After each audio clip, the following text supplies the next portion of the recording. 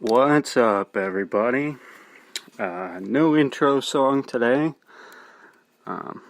Sometimes I have to re-record these, and it's such a pain in the ass to cue it back up several times, so you guys are missing out on that tasty riff today. So, sorry about that. But, hope you all had a good weekend. I know I did. I took my dog down to the 6th annual Corgi convention, where if you've never been, I would highly recommend it. I found that the greatest joy in life is watching a Corgi race. And later I got yelled at by a crackhead. So, it was a good weekend. Some of you may have noticed I haven't done one of these in a few days. That's mainly due to the fact that, an episode every single day is not really sustainable. I did one a day for about the first week just to get some content out there. And so people who listen to it could, binge listen if they want. But as far as I understand it, most people haven't heard all of them. So, kind of give you a chance to catch up if you're behind. And today, I'm going to be expanding upon some stuff I talked about. I had to flip around the mic. Sorry. Expanding upon some stuff I talked about in some previous episodes. I think one was called Matt, and the other one was called Uncle Ben with Cheese or something. If you haven't heard those, I'd recommend you give them a listen before listening to this one, because some of that information in those is going to be pretty important in this one. And I talked about a couple themes in those. One was opportunity, and I described a company I was working for, and I'm going to talk a little bit more about that company today. And another theme was using your powers for good and what that means. And I'm going to share a story that kind of brought those two ideas to a head in my life, and some important decisions I had to make when that time came. So, if you haven't heard those, go check those out, okay? But anyway, if you'll recall, I talked about a company, United Rotary, that I was working at, and I needed to create opportunity for myself. And at one point in time, I was in a leadership position, not officially, but in practice. I was kind of making sure stuff went smoothly, along with a few other key people in the absence of a supervisor. And as you'll recall, I worked with a majority of people who primarily spoke Hmong, and English was a second language. If you don't know what Hmong is, it's a very popular Asian language, but I'm not sure what country most people speak Hmong in.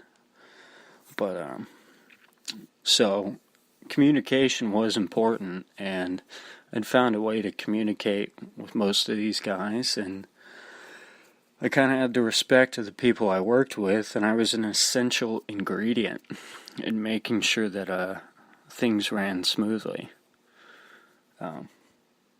What's funny was those guys, they all have such similar names. Their names were Tang, Tong, Feng, Fong, Aseng, Kong, and Johnny. If you're thinking there's something different about Johnny, well, you're right.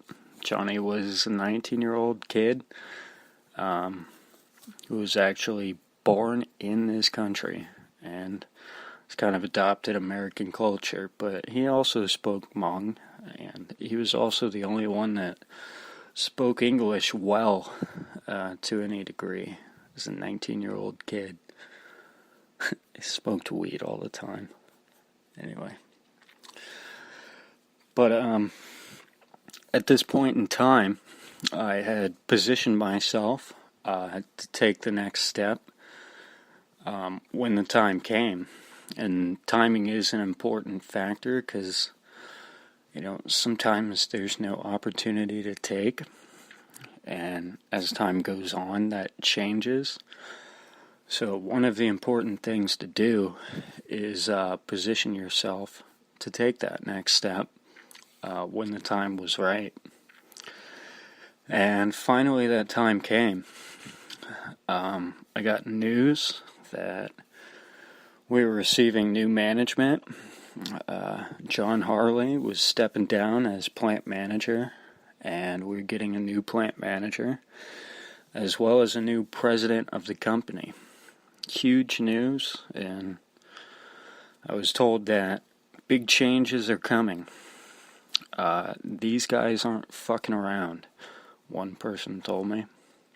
So, and I was kind of curious what that meant, but it didn't matter to me either way, just because I knew I was positioned as a leader at that point, and when these guys came in, they were going to see that, and I was going to get some cool opportunities to further my career. But I'm going to tell you about the first time I met Mike. Mike was our new plant manager, and Mike could best be described as a hunk of a man. Mike was he was on the upper end of 6 foot, probably over 200 pounds. He was a big dude, played football in college, and he had movie star good looks.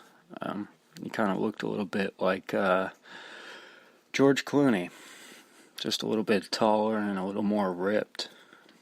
And Mike comes walking down the hall, dressed to the nines, big gold watch, tinted shades.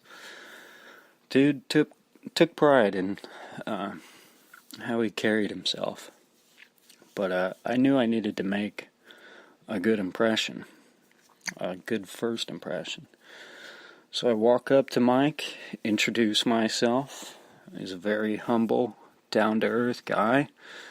Kind of told him some ideas I had for improving efficiency, and kind of position myself as someone he could go to with any questions, or a go-to guy whenever he needed something done. And Mike told me about some projects he wanted to work on, mainly the safety leadership team, which I guess when Mike did a run-through of the facility, he saw some things that weren't exactly user-friendly, and he's right. But he told me that was priority number one, was safety. And Mike also told me that we were going to be getting a supervisor. We hadn't had one. at least on my shift, which was third shift, overnight. And that even though we were kicking ass and taking names, and we were a well-oiled machine, very much a team, and a lot like a family. Everybody helped each other out, and we really didn't need a supervisor, but Mike told me, well, we need someone to be accountable for the success or failure of the shift, which I guess made sense. And I thought, well, I'd be up for it, but didn't say that. Mike kind of mentioned that he was going to do an outside hire, which I guess that works. I get it, but at the same time, don't really want to have to explain to someone who's supposed to be my boss how things work and the way we do things and how we're successful, and to take credit for that. But I thought, you know what, okay. And sure enough, we got a new supervisor. This guy's name was Jason. And Jason looked like maybe he was upper 20s, low 30s. He's kind of a short but large fella. Looked like he might have played football in college, and he was psyched up, he was eager to go, and he seemed pretty competitive. And I've had some real dickhead supervisors in the past, so Jason seemed like a pretty good prospect. And I kind of made an impression early on, and I told him, hey man, if you have any questions or you need help with anything, let me know. Because I was still positioning myself as someone who could be counted on. And Jason told me he appreciates it, and that he would come to me with any questions, and he did, because as it turns out, I was the only person who initially endeared myself to him, and kind of indicated that I'd be willing to show him around a little bit, I guess. But after a few weeks of working with Jason and kind of answering some questions he had and kind of telling him the best way for us to get things done, he told me he had to choose somebody for the safety leadership project that was being put together, and he could choose one person from our shift, and he said, I want that to be you. And I could tell that he was, he really didn't have a lot to pick from, and I was the only kind of person that was helping him out, because some of the other people on the shift didn't exactly like him. And I talked to Goldman, who is probably the most important person on the shift.